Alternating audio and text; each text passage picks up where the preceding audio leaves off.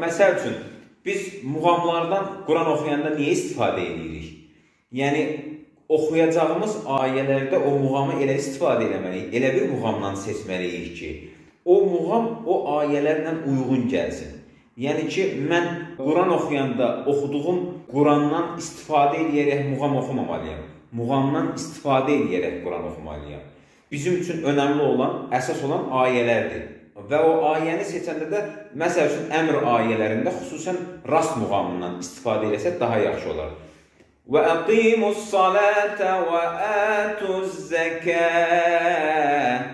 Namaz qılın, zəkat verin. Görürsünüz, əmr ayədir. Və əqimus salətə və ətuz zəkə. Əmr ayələrində xüsusən rast muğamı istifadə olunur. Çünki sərt muğamdır, düz muğamdır. Bizdə deyirlər, işin rast gəlsin. O söz oradan gəlibdir. Təsəvvür elə, bu ayəni belə oxursan. Və əqimus salətə və ətuz zəkə.